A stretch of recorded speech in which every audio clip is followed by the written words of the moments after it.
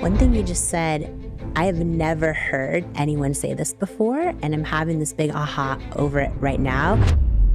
You have to allow yourself to feel to then feel your intuition. Yes. When's the last time you marveled at your own amazingness, at how you're a living, breathing miracle in motion? When's the last time you celebrated with awe and wonder how your body is operating millions of microprocesses right now to keep you alive? How your mind can imagine up worlds, and how your intuition has immense inner wisdom just waiting to be fully tapped into.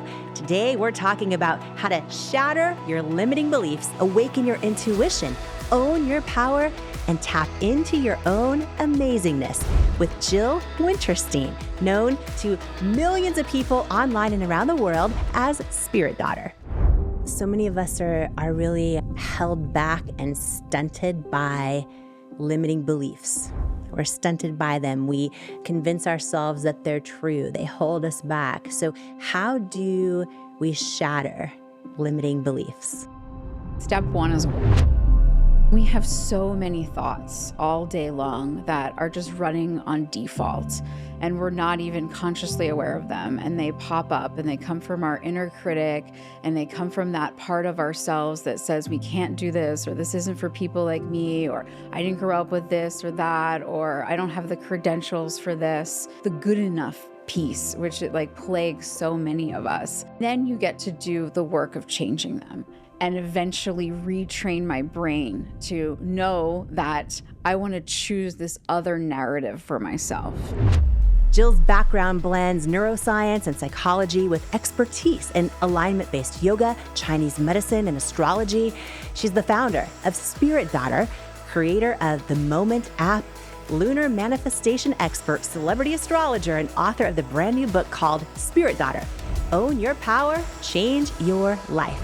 And she's here in person in the studio today with you and me, ready to talk about how we can shatter limiting beliefs, unlock deep healing, and manifest the life you desire. And whether today you're listening for yourself or because someone that you love shared this episode with you, I want to welcome you to the Jamie Kern Lima Show podcast family.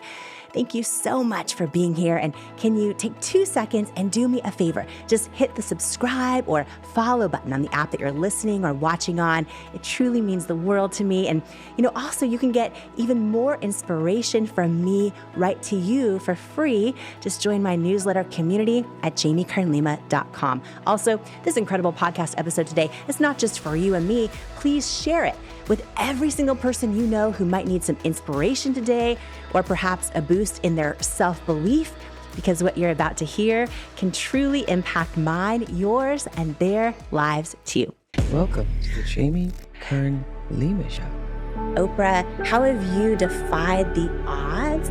Her show is unlike any I've ever done. A revelation. When you listen, it feels like a hug.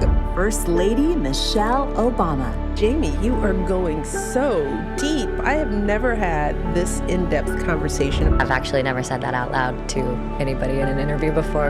You know how to get there. Your brain and your spirit and your heart is like, wow. Melinda French Gates. When I look into Jamie's eyes, I feel like I am on some other cosmic level with her. Meghan, Duchess of Sussex. I wasn't expecting that one. I could see the light around her. She's infused with light. Maria Shriver. I never made that mistake again.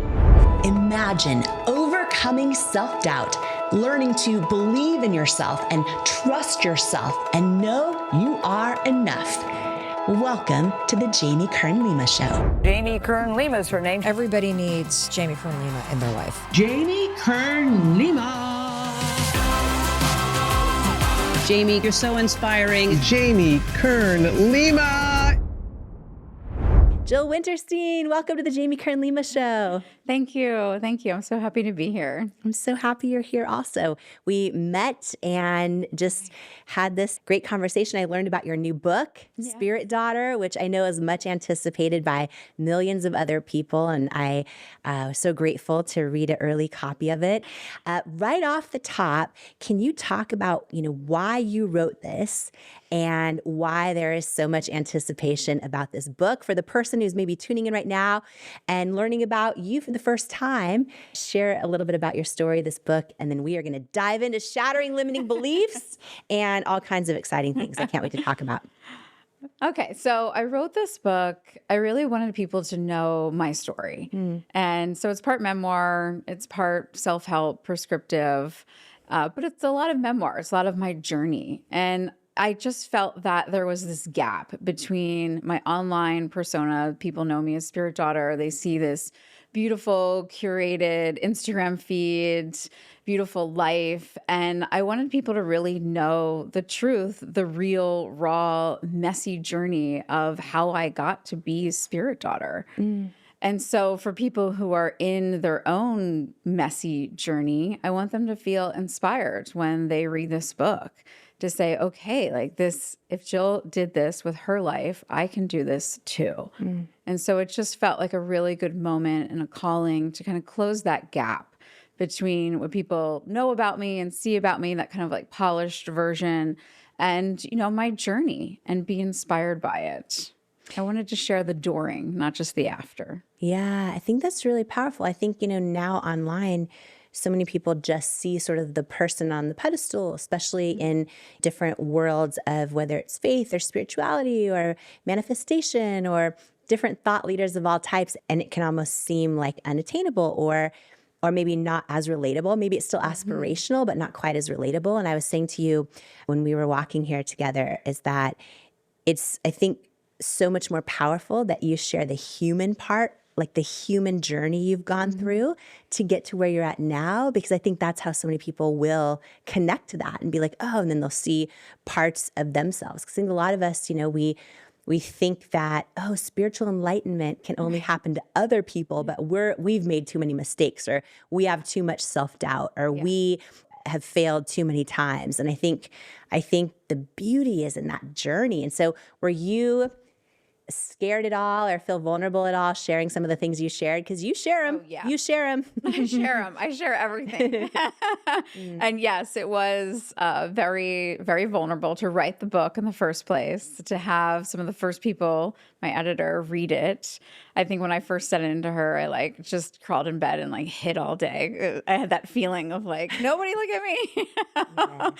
And then those moments of I can't believe I'm sharing this with this many people. And still it felt like the right thing to do. And still it was just yes, I need to do this. I need to go forward with this vulnerability and really reach for what I feel is my potential as a leader in my space by sharing who I am and sharing my journey.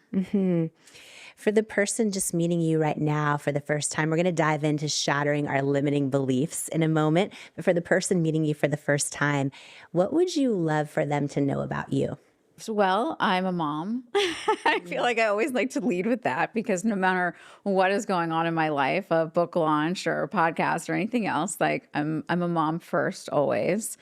I'm a Leo, so I'm here to, Leos are all about leading through vulnerability. So a lot of my journey, and even with this book, I've kind of leaned on that knowledge of wow, this is how I lead through this vulnerability, through this openness, through this portal where everybody can see into me. And that will actually just make me stronger of a leader.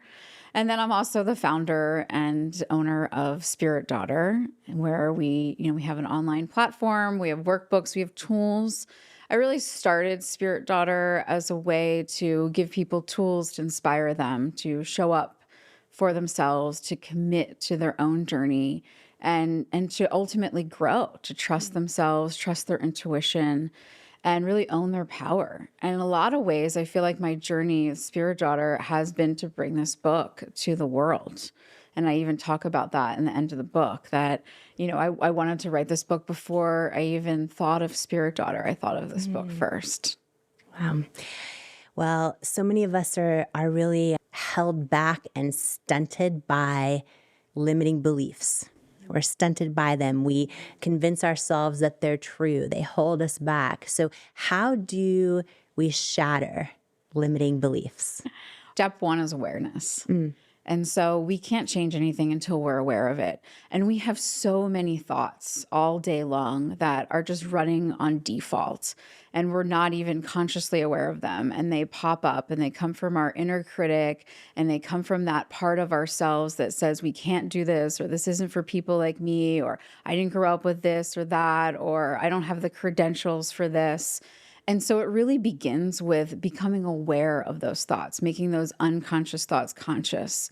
And so that takes some time. That takes a commitment to say, okay, I'm going to catch myself when I am, in the middle of my day and I'm answering an email, or some opportunity comes my way, or I'm doing the dishes, and I'm going to catch that repeating thought, whatever that might be. Oh, I can't do this. Oh, I don't look good enough. Oh, I'm not this, that, or the other thing. The good enough piece, which it like plagues so many of us. I don't have what it takes. So catching those thoughts and making that a diligent practice and writing them down, right? That's step one. And as ugly as they are, as horrible as they are, because we say things to ourselves we would never in a million years say to anyone else ever. And it's just mind blowing. I wish there was a device that could record all of our thoughts, even just for a day for us, so we could look back and read them and we would be shocked. And so step one is just simple awareness and writing it down.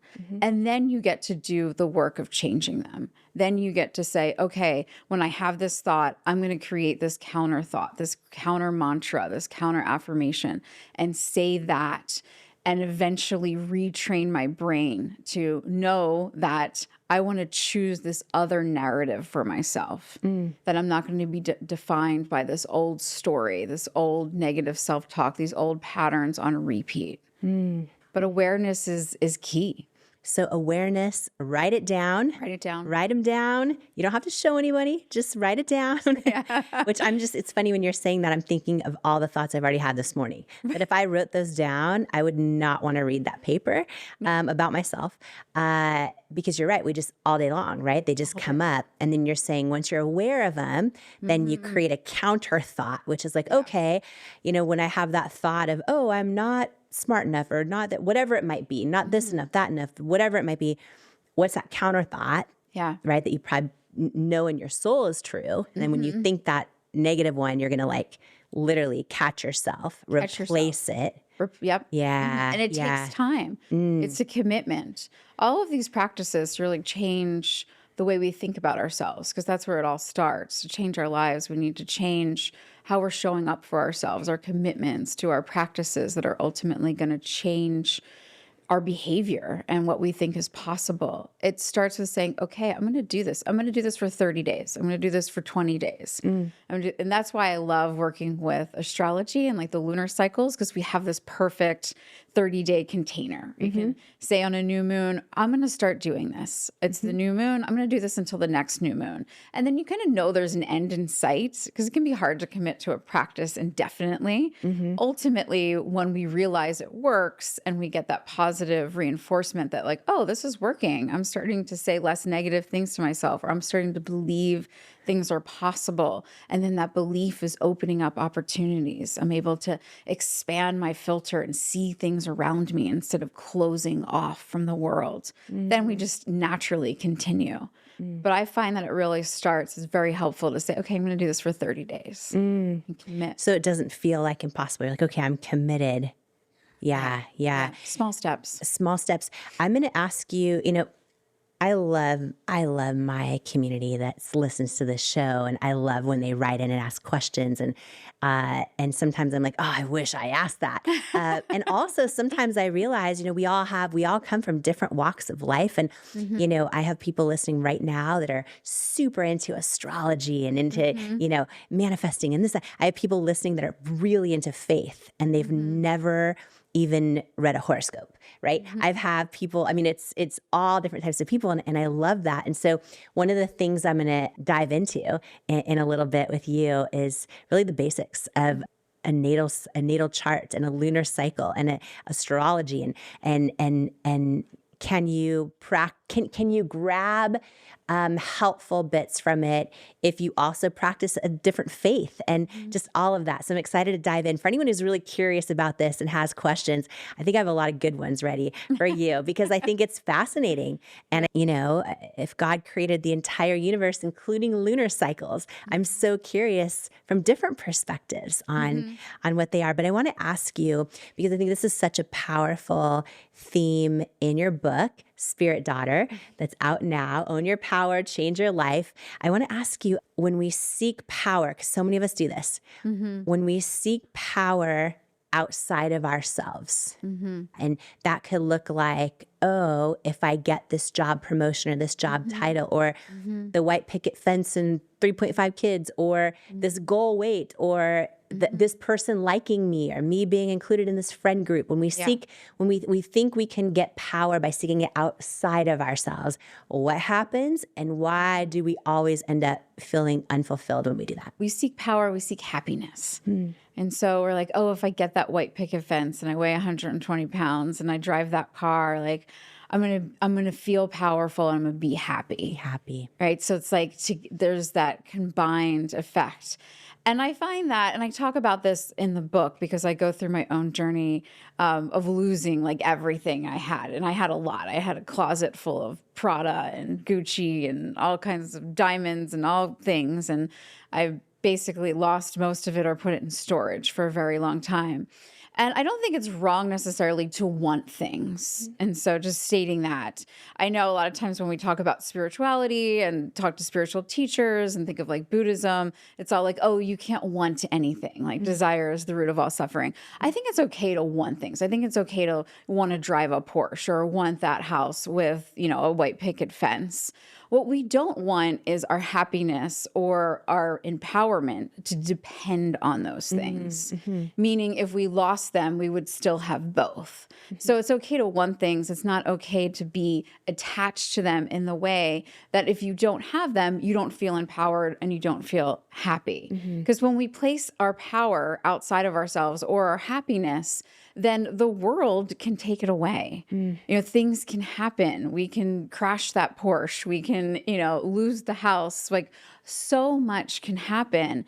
And if we're not rooted in ourselves and if we're not saying to ourselves, okay, you know what? All of that came from me. All of that power is within me.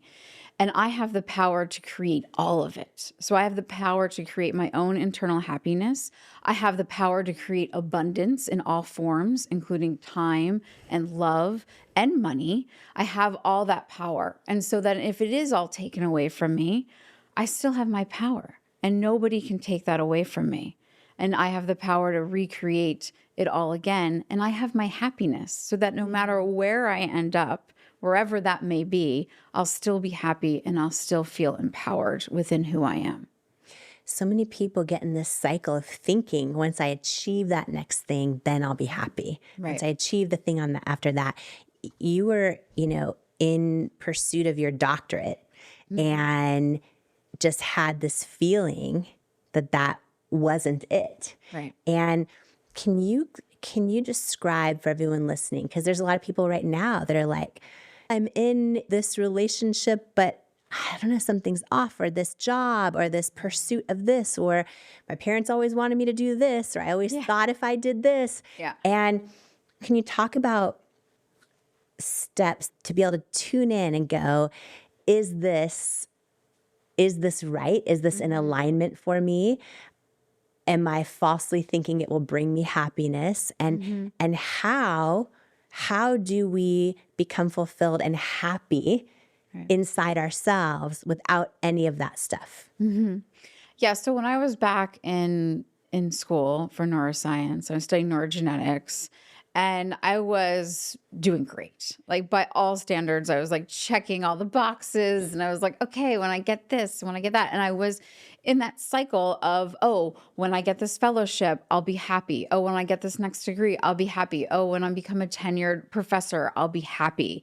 And so I think that's one of the biggest clues that you're not on the path that's meant for you, that your soul really wants to be here for. Because I do believe that we need to pause for a super brief break. And while we do, take a moment to share this episode with every single person that you know who this could inspire, because this conversation can truly be the words and inspiration they need to hear today to keep going, to remember that they matter, and to feel less alone and more enough, more connected, more inspired, and more worthy.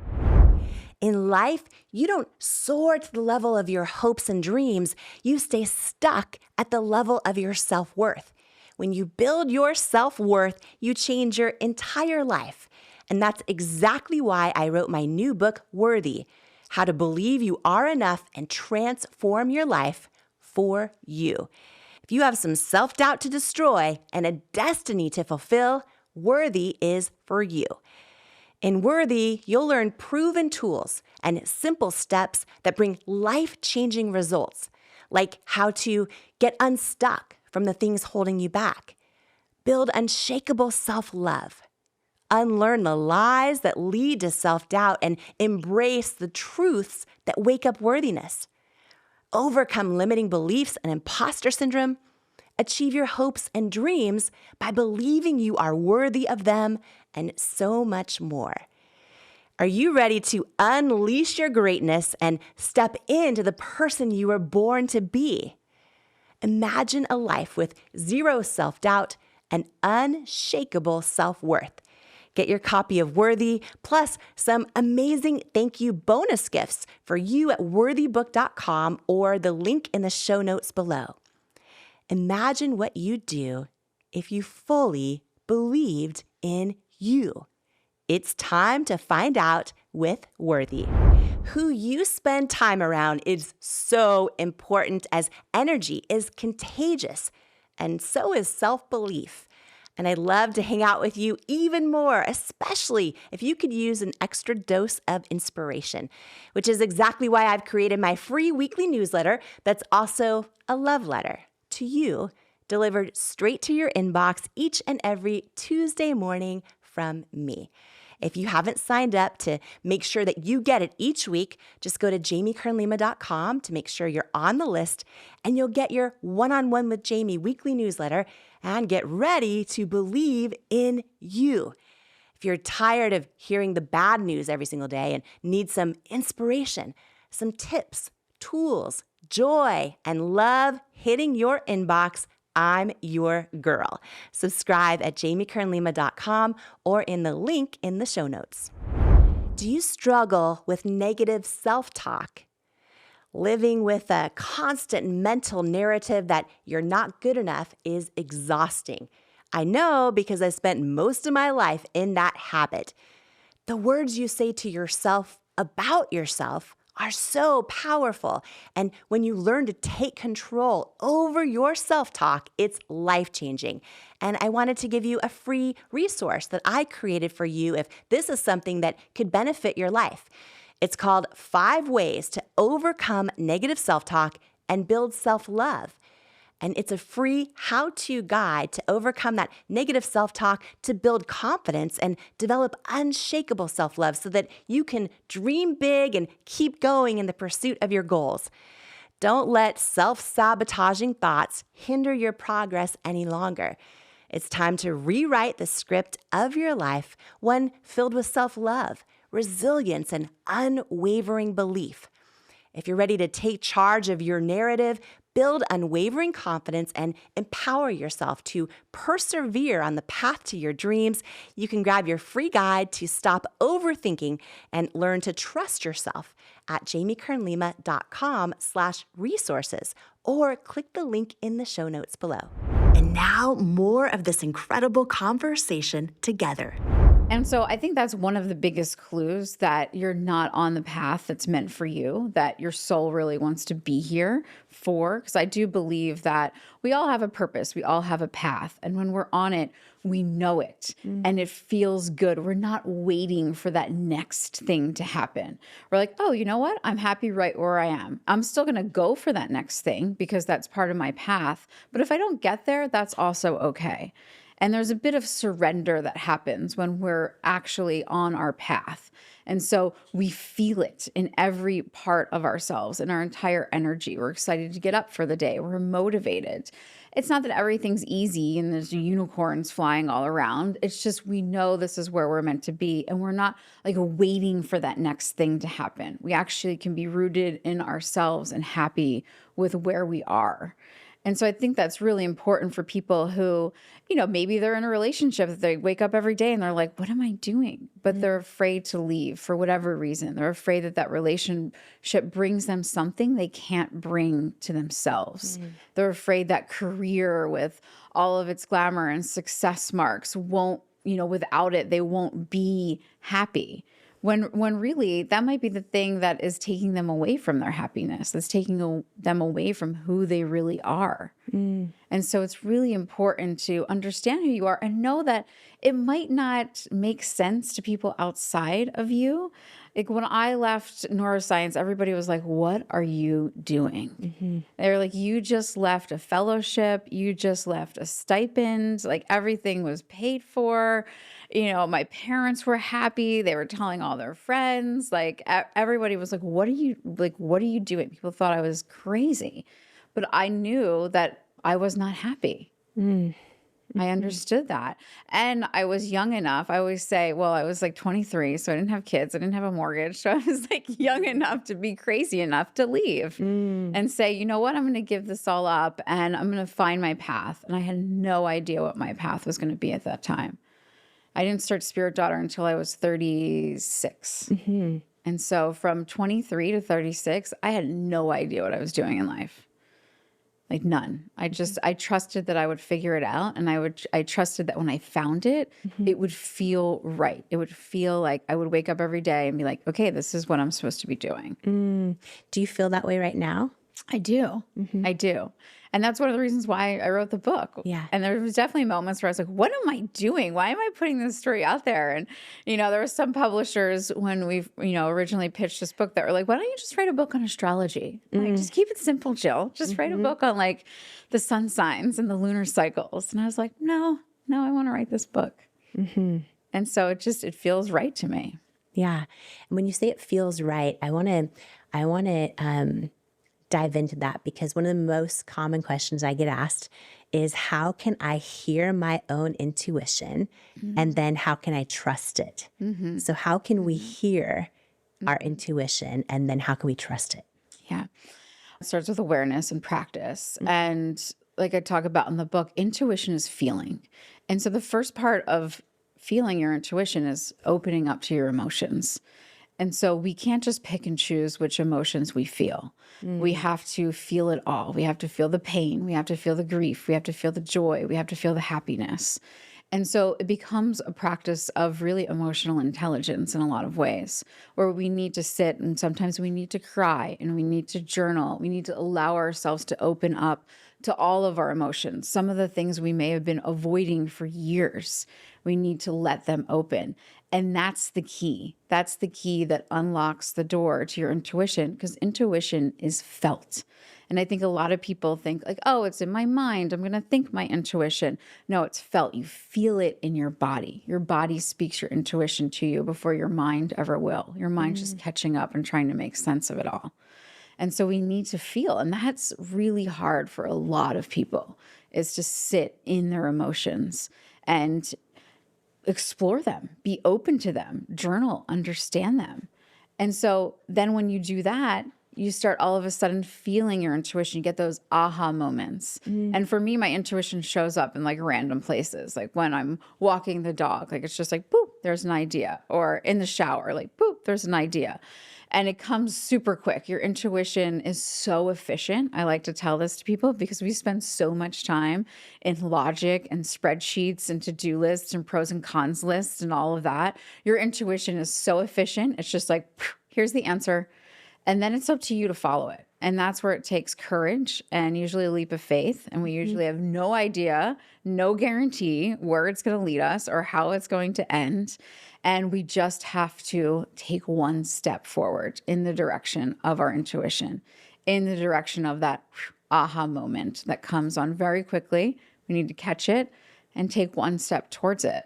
And then I like to tell people to start small and write everything down. Like keep an intuition journal. I followed my intuition today and this is what happened. Maybe your intuition just told you to go to a coffee shop or to eat something or to wear a particular shirt, right? A lot of times our intuition shows up when we're even just picking out our clothes. So these small things that don't have large consequences, and then you write them down. And you write down times when you didn't follow your intuition and what happened then. Right? That's the part that always gets people, I find, when I'm working with intuition. And some people just have so much like grief over that, where it's like, oh, my intuition told me not to do this and I did it anyway. And it was right. And it feels like when you don't follow your intuition, it feels like an act of betrayal to yourself. And so it's important, though, to write that down and note that and learn that. Learn that pattern within you of like, oh, when my intuition speaks in this situation, I never follow it. And this is what happens. It's important to become aware of that.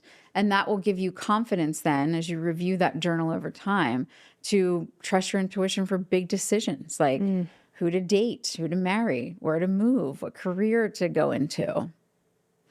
One thing you just said, I have never heard anyone say this before, and I'm having this big aha over it right now, that you have to allow yourself to feel to then feel your intuition.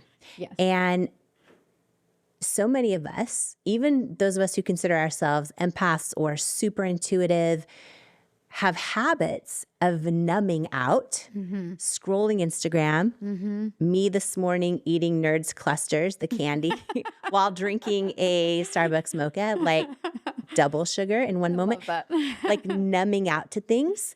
But if we're doing that, for some people it's binging Netflix or whatever it might be, if we are not allowing ourselves to feel, whether it's intentionally or not, how are we going to feel our intuition? Exactly. Huge. That's huge. Yeah. Because I guarantee, because we're all human, as so many of the people that really write in and they're like, Jamie, I really am trying to hear my intuition. I'm not hearing it. I'm not feeling it, and yet I think now more than ever with technology at our disposal, social media, with everything, it's just so easy to not feel. It's so also, easy. Look what's happening in the world everywhere. So many of us don't want to feel. Right. Yeah. And then if we're not feeling all of it, we're not feeling our intuition. Exactly.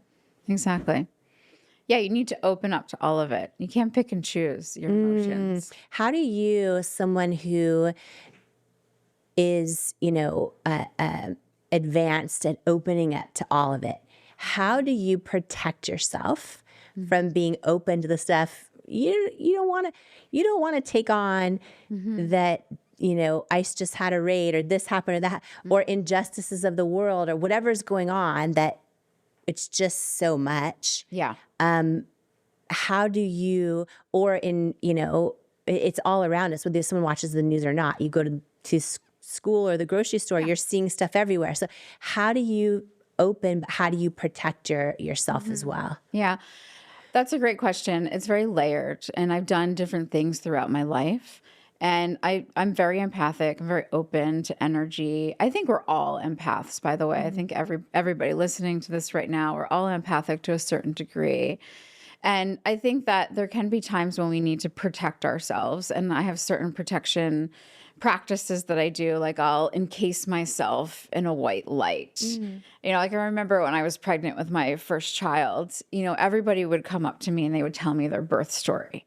And I don't know why, but Like the tough ones too? Oh yeah. Okay. Like it was, and I mean, I firmly believe that women, can hold space for other women. And I love women's circles. I run women's circles. And I think it can be so healing for women to open up about all kinds of things, including their traumatic birth stories. When I was pregnant though, I was like, I don't want to take on this energy. Yeah. I want to go through this process on my own terms with my own expectations. And so I had the habit of any woman who approached me, I would just immediately put a white light around myself. And you would just visualize that. Just visualize it. Just visualize it. And then I got really good, and I've always been very challenged by uncomfortable conversations, but I got really good at setting boundaries and just saying, thank you for sharing this with me. I'm not in the position to hear this right now. I'd love for you to come back to me, after I have this baby and we can share our birth stories together. Mm. And so for me, saying something like that is excruciatingly hard. Mm. And so really learning to say and state boundaries in a way that respected myself and the other person, preserved the relationship, and also with that white light around me. Mm-hmm. So there's practices that I think we can do. And, some of it might be, and I say this with all the practices, like the white light, some of it's placebo. Like I'm a researcher at heart. And it's like the placebo effect is the greatest miracle in research, in my opinion, that you can just take this pill that is a sugar and you can get well. Yes. And so maybe the white light is actually really working. Maybe it's just that you have energetically or mentally said to yourself, I am going to protect myself from this person somehow. I'm going to put a shield up. Right. Now, I will say, now that I'm older, I do a lot of clearing practices. So I don't prevent the energy from coming in. Mm. Instead, I have practices at night that I use that will help clear my energy. And so I might say to myself, wow, I'm feeling this thing right now. Is it mine or is it somebody else's? Mm. And a lot of us, half the time it'll be somebody else's. Mm-hmm. And we might not even know. You might just have an encounter with somebody at the grocery store who's in a bad mood, and you pick up that mood from them. Mm-hmm. And then all of a sudden you're like, wow, why am I so angry? Is this mine or is this somebody else's? Wow, this isn't mine. I'm going to let it go. I'm going to put it down. What are your clearing practices that you do typically? Well, for my clearing practices, sometimes I'll just I'll just think about my third eye, and I'll think about some emotion that's with me that's not mine. And I just kind of like clearing the fog, right? I learned this from a spiritual teacher. And you just clear the fog and you just clear it off. I mean, I'll also use dried herbs like sage or Palo Santo. I also like just standing in the shower and just and again, visualizing kind of light with that water, clearing me off. Mm-hmm. Jumping in the ocean. I live near the ocean. So if I feel really like I can't get an energy off of me, I go jump in the ocean. I love doing that. Also great for your crystals, for people who have crystals and want to cleanse them. Just put them in the ocean. So there's different clearing practices that I use. And a lot of it just starts with, is this mine or is this somebody else's? Mm-hmm. Mm-hmm. You talk about your crystals in your book a lot. Yeah. For crystals, do you need to clear all of them, by the way? Can you put them out in the moonlight and they clear? Do they take on energy? How do you know all of this? They take on energy, and sometimes you can actually feel it. Like when you hold a crystal, you'll feel it vibrating. It'll almost feel like it's shaking. Mm-hmm. And you're like, oh, that one needs some clearing. Mm-hmm. And so you can put it in the moonlight. You can put it in the ocean. There's certain crystals that never need to be cleared. Citrine and kyanite never need to be cleared.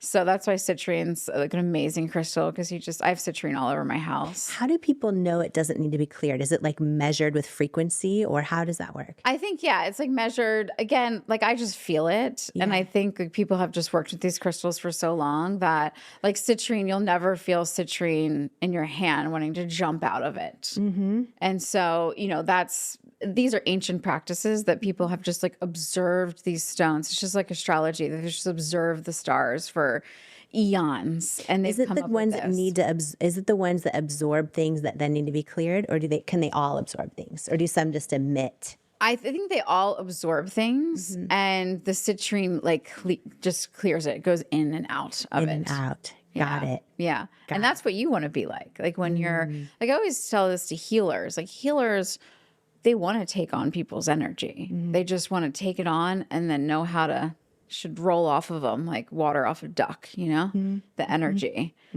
Because that's what makes great healers amazing, is that they can take on people's energy and they can feel what that person's going through and they know exactly what they need to be healed. And so that's why I love citrine, because citrine does that.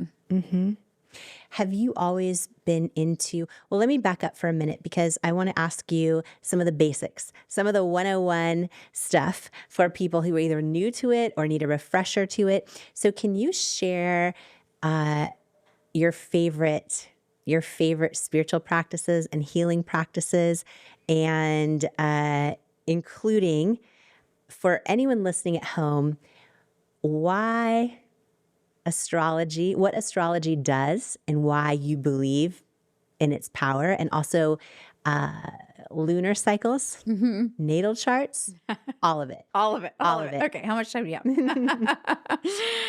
Okay, so my favorite practices, I would say, is just meditation. My wish for the world is that everybody meditated, even for 5 minutes a day. And there's no right or wrong meditation. There's no better one. You can listen to a guided meditation. You can do transcendental meditation where you just repeat phrases over and over again. You can count the breath. That's a great meditation. So it can be simple. It can be elaborate. My preferred choice is Vipassana. I love Vipassana meditation. That's where you do body scans. You just sit and do the body scan. And I love meditation because it gets us into our feeling. It gets us into the sensations of our body. It gets us into our intuition. So if you're still sitting there going, okay, wait, how do I feel my emotions again? Put down the phone and sit and meditate and breathe with yourself. They will come up over time. We need to pause for a super brief break. And while we do, take a moment to share this episode with every single person that you know who this could inspire, because this conversation can truly be the words and inspiration they need to hear today to keep going, to remember that they matter, and to feel less alone and more enough, more connected, more inspired, and more worthy. Who you spend time around is so important, as energy is contagious. And so is self-belief. And I'd love to hang out with you even more, especially if you could use an extra dose of inspiration, which is exactly why I've created my free weekly newsletter that's also a love letter to you, delivered straight to your inbox each and every Tuesday morning from me. If you haven't signed up to make sure that you get it each week, just go to JamieKernLima.com to make sure you're on the list, and you'll get your one-on-one with Jamie weekly newsletter and get ready to believe in you. If you're tired of hearing the bad news every single day and need some inspiration, some tips, tools, joy, and love hitting your inbox, I'm your girl. Subscribe at JamieKernLima.com or in the link in the show notes. I am so excited for this book. You know why? Because it's going to save so many people. It's going to save people. Worthy. Your new beautiful book, Worthy. Get this book.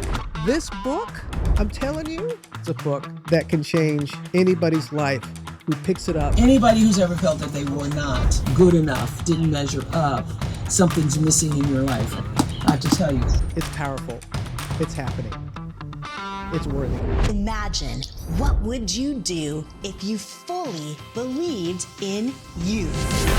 I went from struggling waitress facing nonstop rejection to founder of IT Cosmetics, a billion-dollar company, by learning how to overcome self-doubt and believe I am worthy of my hopes and dreams. And I'm sharing how you can too in my new book, Worthy, How to Believe You Are Enough and Transform Your Life. If you're ready to truly trust yourself and break through that barrier of self-doubt, and know that where you come from, or even where you are right now, doesn't determine where you're going, then Worthy is for you. It's time to go from doubting you're enough to knowing you're enough.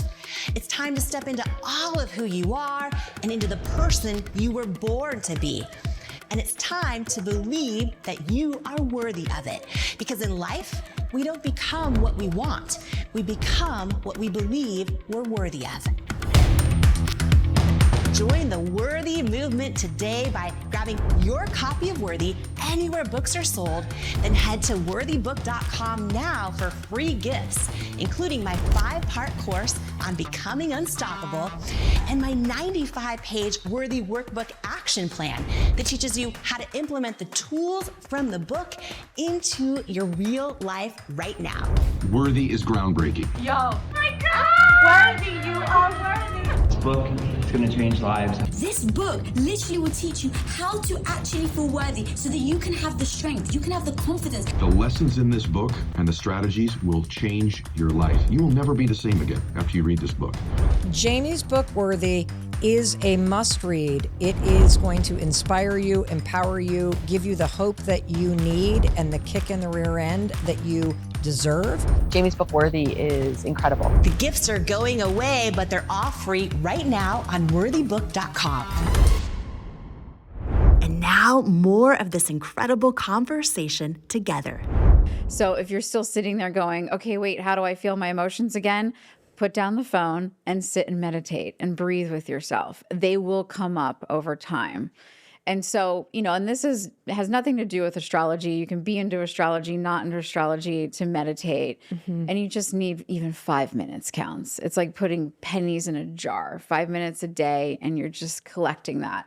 And then you get to regulate your nervous system. And from there, it's like you can figure anything out, right? So I want to say too, in your book, one of the things I love when you guys get Spirit Daughter home and you start to read it, when we go through your journey of the things you go through, what I love is you'll incorporate in your journey, you'll explain to us when this happened and this was like the, hit the fan and like this, and then I'm now box breathing and you explain your meditation practices and the impact of them through your journey and also how you're handling things and evolving into the person you are today. Yeah. So I just want to share that too, that I love that you sort of bring us into real life situations and how you apply these tools. Yeah. Okay, keep going. Okay, meditation. Yeah. Yep. Yeah. And people have asked me that about spiritual. They're like, is it a book on astrology? I'm like, it's anything more of a book on meditation and how to do it and how to apply it in some really crazy situations that I applied it in and used it to keep myself sane, centered, and calm. And with my emotions, I went through a very emotional time and I could have just ejected. I could have just ran and escaped and done all the things we do to escape from our emotions. And instead, I sat, I breathed with it all. And that really helped me ultimately become who I am. And so meditation, everyone just meditate. And then, towards the end of the book, I talk about how I really wanted to start committing to my life again. I always had 1 foot in, 1 foot out. And so there was a time in my life I was couch surfing. I didn't want to sign a lease. I was really protecting myself, or I thought I was protecting myself. And I realized that I was actually abandoning myself. I was abandoning who I was and what I really needed by shying away from commitments of any kind. And so, I went from somebody who didn't want to commit to anything to, building Spirit Daughter.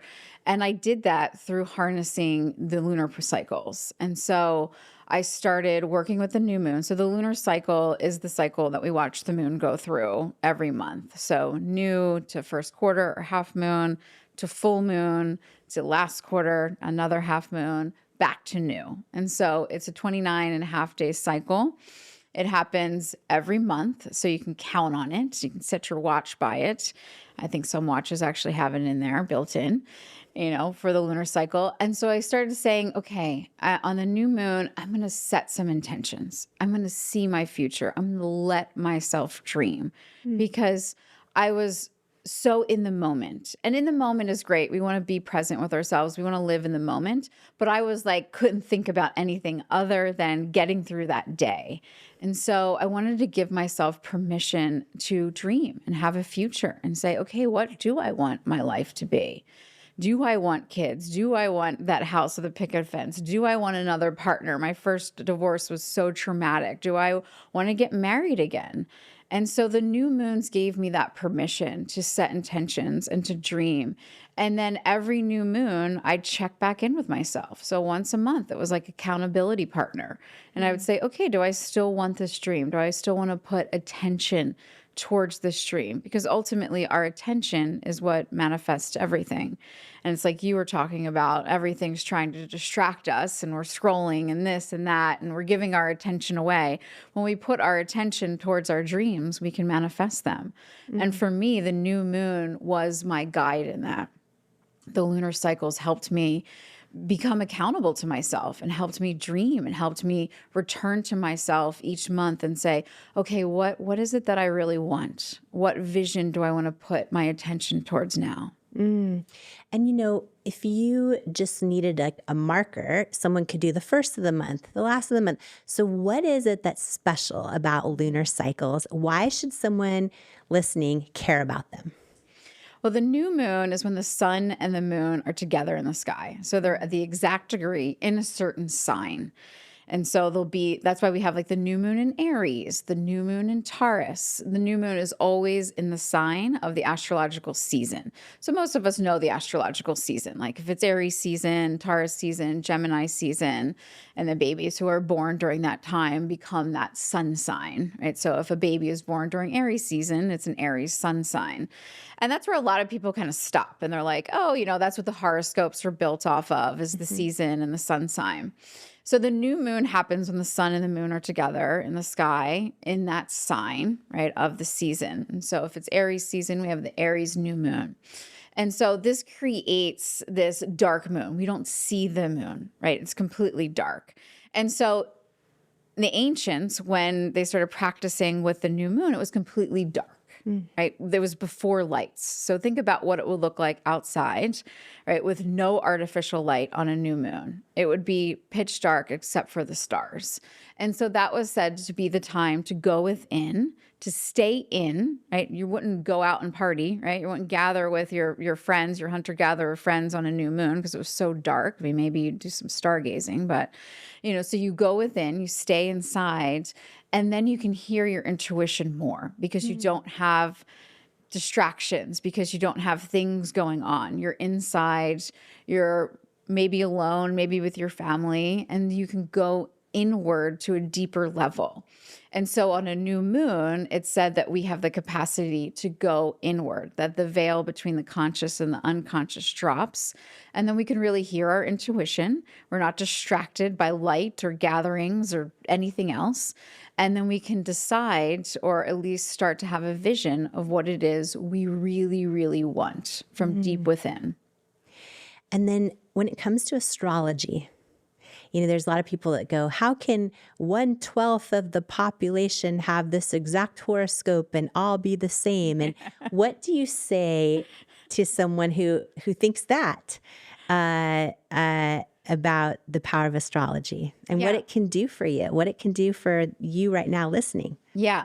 Well, I will say the horoscopes, I don't necessarily read a lot of horoscopes. They're based on your sun sign, and we have a natal chart. So our natal chart is a picture of the sky when we were born. So not just where the sun is. Horoscopes are based usually on your sun sign. So where the sun is, where the moon is, the rising sign, those are your big three, right? So most people, when they first get into astrology, they learn their big three, the sign that was rising on the horizon when they were born, where the moon was, the sun.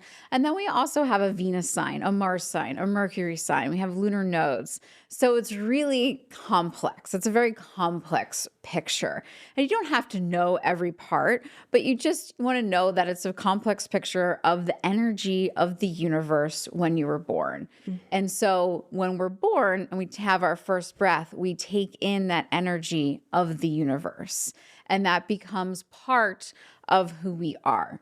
I say part because I always believe in free will, no matter what. So I'm not like a doomsday astrologer. I'm not like, oh, you're this sign, you have to be like this kind of thing. I believe we have free will. I like to look at the chart and why I think it is beneficial for anybody as a framework of evolution. So you can look at that and you can say, like I said in the beginning, I'm a Leo sun. Leo suns are here on this lifetime to embrace and understand vulnerability. So it's not that I know everything about Leos already. It's not that I've come into this world having mastered the energy or the themes of that sign. I can say, oh, I'm a Leo, and I have this opportunity to reach my potential through a very vulnerable, visible, right? Leos are like one of the most visible of the astrological signs, situation. And so I'm going to go for it. I'm going to say, all right, I'm going to believe in astrology, that this is part of my evolution, part of my growth. And I'm going to embrace this vulnerability and lean on my Leo side. So I like to look at our astrology or natal chart as a pathway for evolution for our lifetime. When you do a natal chart, is it down to like, is every person's individual natal chart down to the day, the year, the location, the time, like the exact time of day down to the minute they were born, and they would have theirs. And so, if I was researching this earlier and saw like on average, like 260 people are born every minute in the world. So would that mean that 260 people have that energy of that exact minute that they're taking on? And then they combine that with genetics plus free will, and it sort of becomes who they are.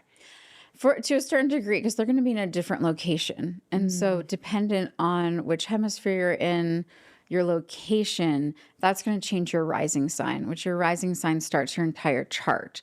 So they might all have the same sun sign, moon sign, Venus sign, all of the planets, same lunar nodes, but they might exist in different houses. And so your chart, if you've ever seen a chart, it looks like a pie, and there's 12 slices of the pie. And those are your houses. Those are areas of your life. So your chart has signs, it has planets or placements, and it has houses. And so all those 260 people would have the same planets, they had in the same signs. They might be in different houses depending on their location. So no two people are ever the same. Well, if they're born in the same location, they would be. At the same minute. At the same minute. Yeah. They'd have to be like same hospital. Yes, or like same time zone. Same time zone. Yeah. Not even same time zone, same hemisphere and time zone. Yeah. So like everybody born in this moment in California right now would have the same chart. Same chart. Yeah. And can people learn more about natal charts at spiritdaughter.com also? They can. Yeah. Yeah, absolutely can. Yeah, it's fascinating. With you and your own journey, I've had people on the show, all different beliefs, all different faiths, no faith, like all different political beliefs, vote different, love different. I love it all. That's great. I really believe this, Jill. I feel like if we don't have, open conversations with people who vote different than us and believe different, even if we think they are nuts, like I have family, I'm like, what in the world? How could you possibly vote that? I just, But I feel like if we don't have conversations with people that have all different beliefs, like how can we ever help heal humanity through love? Like, so I love, so I'm fascinated also to learn in your journey, what you share. You go so deep in the book. I said to Jill right when we were walking in here, I said, I'm going to let you decide how much you share because your book, I was shocked how I love it. I love it because, even for whether someone's in your community right now has followed your work for a long time, loves you already, or they're new to meeting you today, they're going to get to know you. They're going to get to know you at a whole other level. But in your journey, I'm curious, because obviously millions of people right now look to you for inspiration for on their own journey toward, spirituality or enlightenment or just happiness and joy and freedom and power and expansiveness and all of those things. In your own journey, what role right now, if any, does faith or belief in God play? Like, how do you define God? That's a good question. So I talk about in the book that I did grow up Catholic, and I had a lot of questions about the church and God. And I think I even say in one line, like a lot of people find answers and even comfort in religion. I found nothing but questions that went unanswered. And so I would not say that I am a Catholic. And I told my mother when I was 12 that I was not Catholic and she needed to get me out of Catholic school. And she listened. Now, I will say my grandmother was very, very religious and my entire life. And she really taught me in a lot of ways. And she would always say, like, you may not know why things are happening and you just need to trust. And you everything has a meaning, everything has a higher purpose, and you just have to trust that. And that came from her faith. And for me, I still believe those pieces. And it's not that I don't believe in God. I just think about it differently. I think about God more as energy and the universe that we're all held within. And it's not somebody or something that I'm necessarily praying to. It's just an energy that holds everything. And I even define and talk about the Akashic field, which is the energetic matrix in spirituality. And to me, that feels more like a godlike figure than traditional God by a religion. With Akashic records and all of that, with the you talk about in your book, like keeping records of everyone's soul and things like this. Do you believe that is real? And can you explain what that is? I do believe that is real. The Akashic field is a matrix of energy that holds everything, right? So we know we're energetic beings. I mean, when we really zoom out and think about it, we're energy sitting here on this planet that's energy, that's spinning around a sun that's energy, that's flying through a solar system that's made of other planets. And it's all energy and this isn't like energy from like a woo-woo or even a spiritual. I mean, it's energy from physics. Like we're all energy. At the core of who we are, of our actual physical matter is energy.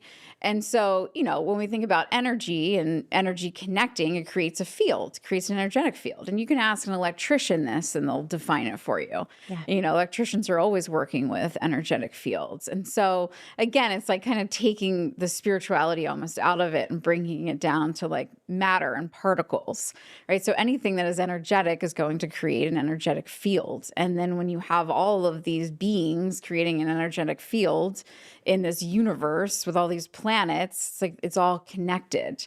And so it creates this web of energy. And so all the fields are connected at some point.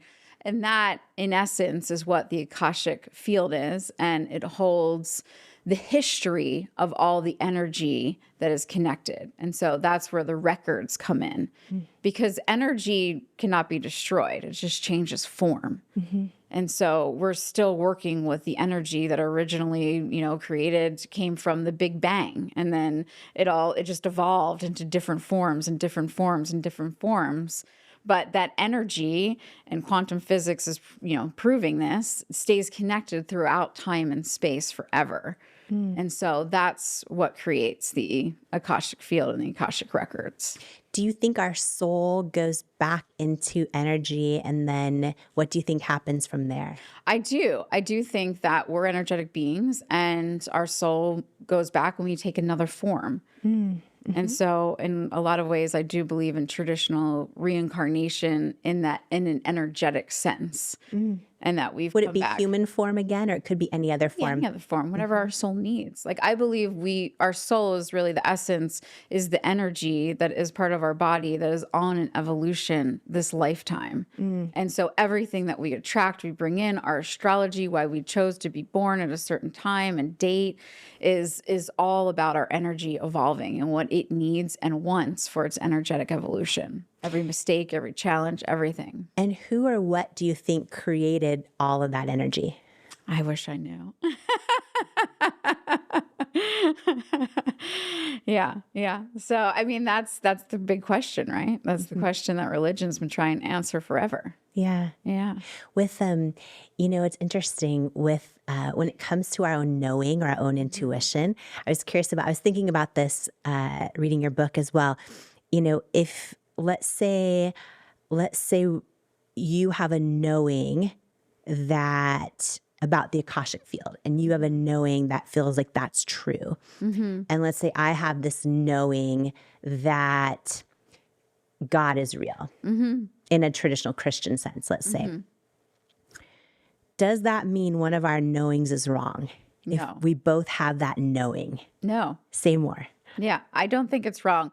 I think that we all have different perspectives, and that's how I look at everything. So even when we look at all the different religions, even when we look at all the different spiritual modalities, so when we look at everything from acupuncture to Ayurvedic medicine, these lenses that we're looking at humans through, every religion, it's all just a different lens. Right. So it's like we're all correct. Like I think everything, there's a grain of truth in everything. And it's just how we're all trying to explain and understand human consciousness, why we're here, what we're doing. Right? We're all trying to answer these same existential questions through a different lens. And I don't think anything is wrong. I don't think anything's 100% right either. When people, do you feel that more and more people are drawn or come to you because they're looking for those kind of answers, and like they're looking for fulfillment, or they're looking for a more evolved sense of meaning? Yeah. I think they are. I mean, I think people find astrology, they find spirituality because they are looking for meaning in their lives. They are looking for,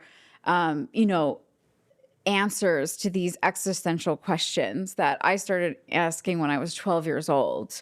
We all want to know, like, why are we here? What are we doing? What am I supposed to be doing with my life?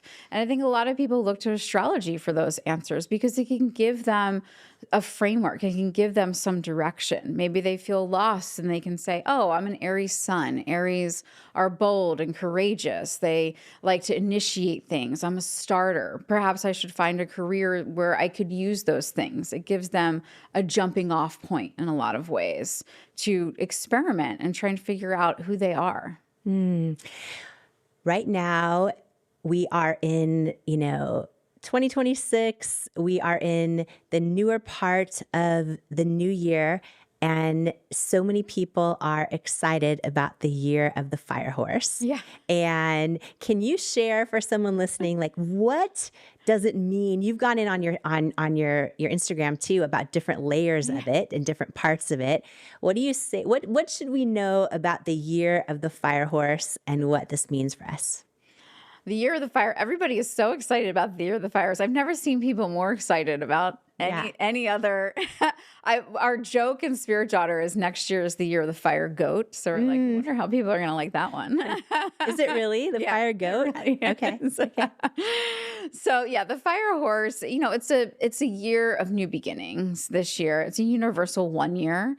And we're in Aries season. So this is why I chose March 24th to launch the book in Aries season, in a universal 1 year, in the year of the fire horse. And so the fire horse just gives us that momentum. But, everybody's been talking about like charging forward and going for it. And we just left the year of the snake, which was all about introspection and shedding and letting go of things. And the fire horse is like, okay, now you're ready. And so I think that really resonated with a lot of people, where they felt like last year, which was a 9 year as well, which 9 is all about completion in numerology. And so I think they really felt like they completed a cycle last year. They shed something, they shed a layer. And this is the year for a rebirth. And so that fire horse is just like, okay, let's move forward.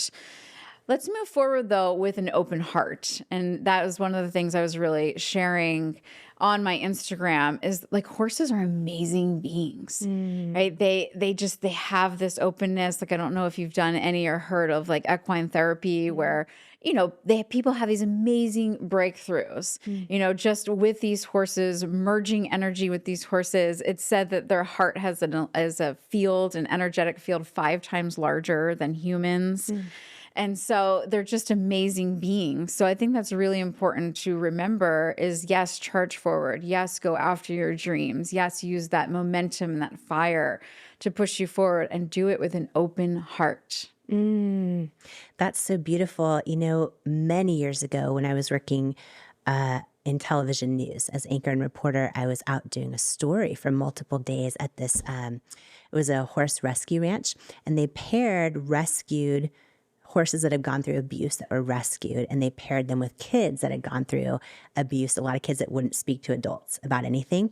And I'll never forget, Jill, like literally, I was maybe 100 yards away and I was filming where they would introduce the kids to horses, and they would kind of do their own thing, and they just would let them be, and they'd pair one kid with a horse. And I'll never forget, like, I just remember just sobbing, like just sobbing, watching. There was a girl who had gone through horrific things, and she was a young teen and she'd never spoken to an adult about it. She was just telling everything to a horse. And then she would just lay on the horse, and the horse would lay down in the field, and she'd like put her head on the horse, and they would just like, and I just remember watching it. And for me, it was one of the first times in my life I felt like I ever felt God's presence. Wow. I was just like, whoa. And I just remember just like sobbing. But yes, to your point, horses are magnificent. Yes. Magnificent. Yes. And that's the part I want everybody to really remember this year, is that because so many people are just like, charge forward, go, go, go. And it's like, no, remember that softness, that feminine side. I feel like the masculine side is getting really thrown about, especially on Instagram, which is that like, go, go, go. And there's a softness to these horses and an openness and just this amazingness to them. Well, when we talk about, you talk about layers of awakening. Can you talk about the layers of awakening? Yes. So it all started, somebody texted me right before I started writing this book, and they were like, can you explain spiritual awakening to me? And I was like, well, that's a book. And so I think a lot of people think of spiritual awakening as this like a moment of clarity where you're just all of a sudden you're enlightened, you know who you are, you know what to do. You're like, the clouds part, everybody sings.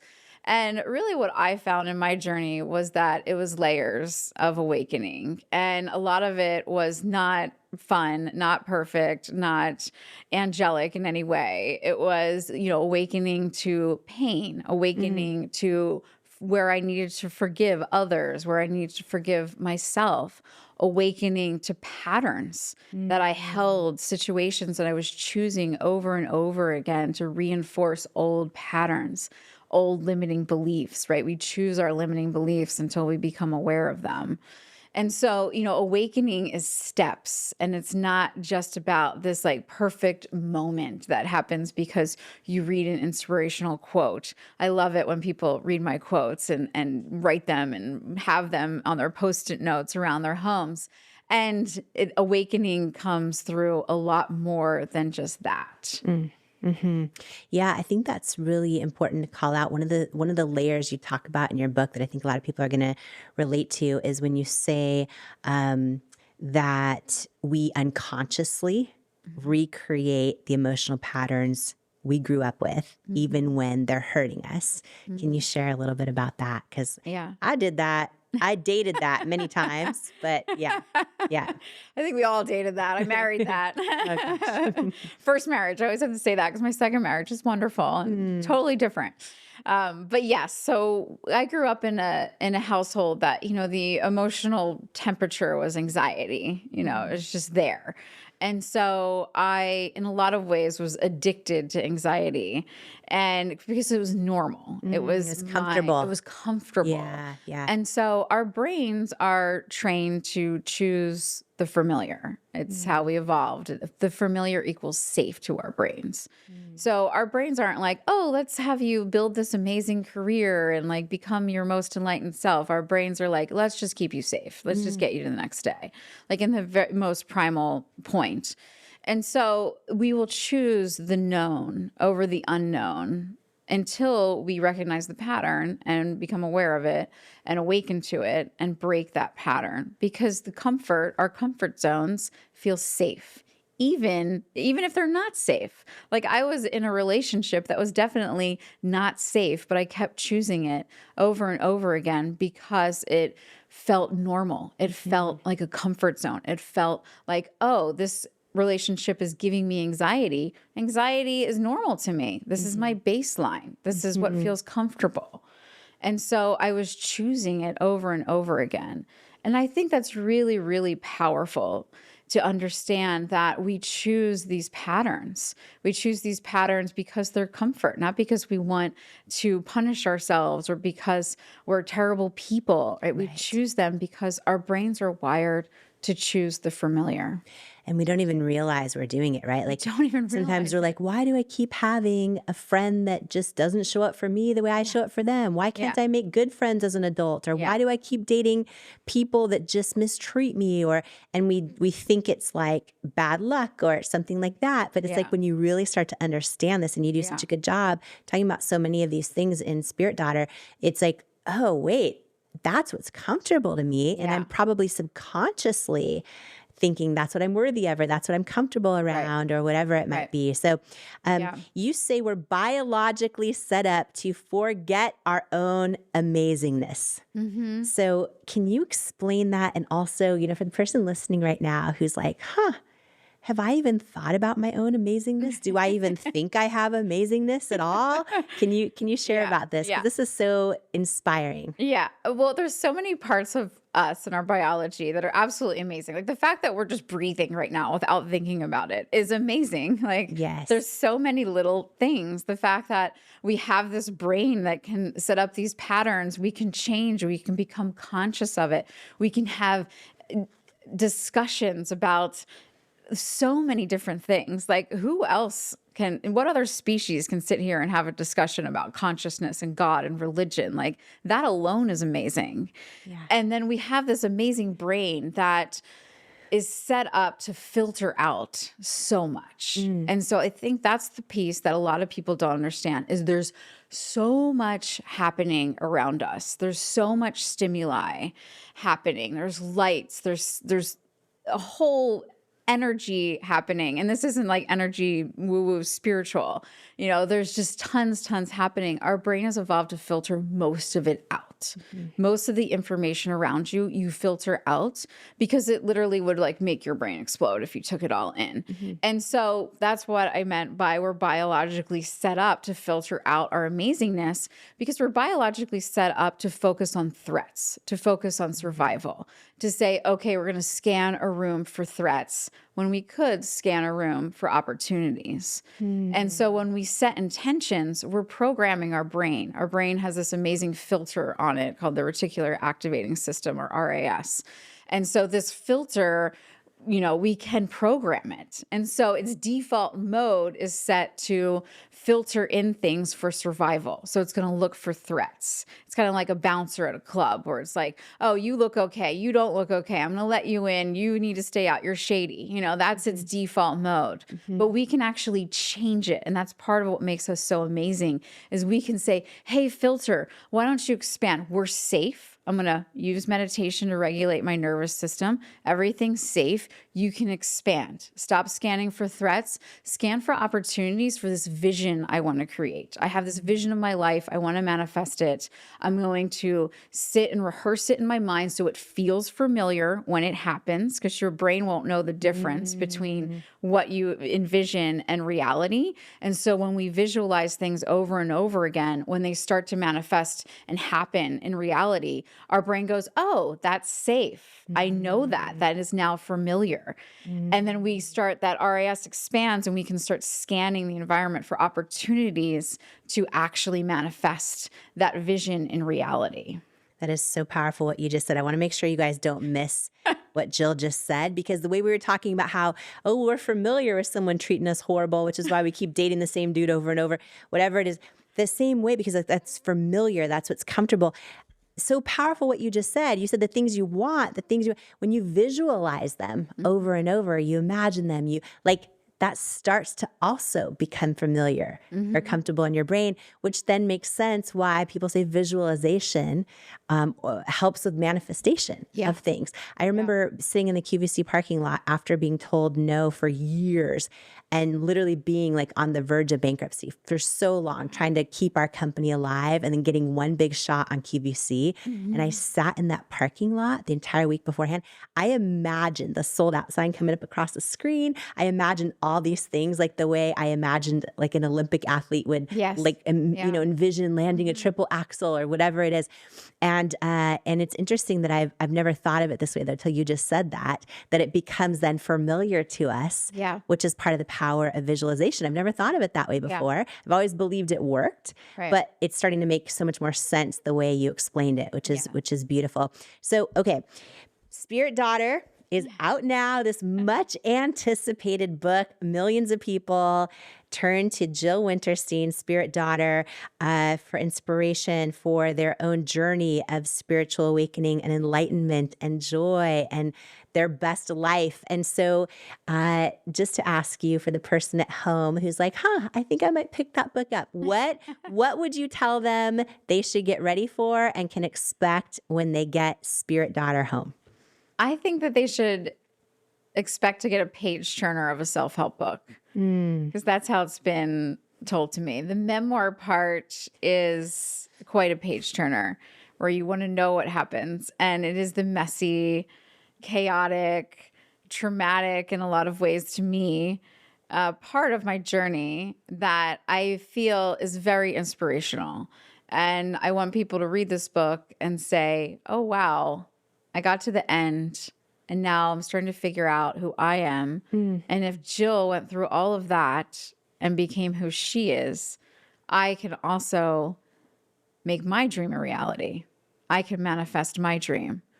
And so I wanted to really empower people. Like, we chose that title, Own Your Power, Change Your Life. Like, that's what I want. I want people to read this book and be inspired and empowered to change their lives in any direction they choose. Well, we are going to link to the book on our site. We're also going to link to Jill Wintersteen, to spiritdaughter.com, which has so many resources, including all of the tools that we've already talked about and a lot more, including your app, your courses, all the things that you offer the world. Thank you so much for sharing a little sneak peek of your book with us, but also of your heart and your story. Yeah. And I'm excited for you. Congratulations on Spirit Daughter. Thank you. Thank you so much. Remember, this episode's not just for you and me. Please share this with every single person that you know, because it can impact and change their life too. And if you love today's episode, please click the follow or subscribe button for the show on the app that you're listening to it on or watching it on. And if it added value into your life, could you please give it a rating or a review? I love a great 5-star. I'd be so grateful. And again, just share it with every single person you believe in. Share it with another person in your life who could benefit from it. Maybe someone you know is making a change in their career or marriage or health, or just really looking to tap into their own power. And please post this episode and share it with others online in your community who just might need the words and tools and lessons in this episode today. You never know whose life you're meant to change today by sharing this episode. And thank you so much for joining me today. Before you go, I want to share some words with you that couldn't be more true. You, right now, exactly as you are enough and fully worthy. You're worthy of your greatest hopes, your wildest dreams, and all the unconditional love in the world. And it is an honor to welcome you to each and every episode of the Jamie Kern Lima Show. Here, I hope you'll come as you are and heal where you need, blossom what you choose, journey toward your calling, and stay as long as you'd like, because you belong here. You are worthy, you are loved, you are love, and I love you. And I cannot wait to join you on the next episode of the Jamie Kern Lima Show. In life, you don't soar to the level of your hopes and dreams. You stay stuck at the level of your self-worth. When you build your self-worth, you change your entire life. And that's exactly why I wrote my new book, Worthy: How to Believe You Are Enough and Transform Your Life for You. If you have some self-doubt to destroy and a destiny to fulfill, Worthy is for you. In Worthy, you'll learn proven tools and simple steps that bring life-changing results, like how to get unstuck from the things holding you back, build unshakable self-love, unlearn the lies that lead to self-doubt, and embrace the truths that wake up worthiness, overcome limiting beliefs and imposter syndrome, achieve your hopes and dreams by believing you are worthy of them, and so much more. Are you ready to unleash your greatness and step into the person you were born to be?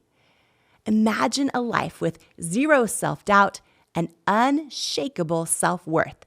Get your copy of Worthy, plus some amazing thank you bonus gifts for you at worthybook.com or the link in the show notes below. Imagine what you'd do if you fully believed in you. It's time to find out with Worthy. Who you spend time around is so important, as energy is contagious, and so is self-belief. And I'd love to hang out with you even more, especially if you could use an extra dose of inspiration, which is exactly why I've created my free weekly newsletter that's also a love letter to you, delivered straight to your inbox from me. If you haven't signed up to make sure that you get it each week, just go to jamiekernlima.com to make sure you're on the list, and you'll get your One-on-One with Jamie weekly newsletter and get ready to believe in you. If you're tired of hearing the bad news every single day and need some inspiration, some tips, tools, joy, and love hitting your inbox, I'm your girl. Subscribe at jamiekernlima.com or in the link in the show notes. And please note, I'm not a licensed therapist, and this podcast is not intended as a substitute for the advice of a physician, professional coach, psychotherapist, or other qualified professional. If you love this incredible episode with Spirit Daughter, Jill Wintersteen, I promise you, this one right here, you're going to love it. It's life-changing. It's right here, and it's coming up next on The Jamie Kern Lima Show. It's just for you.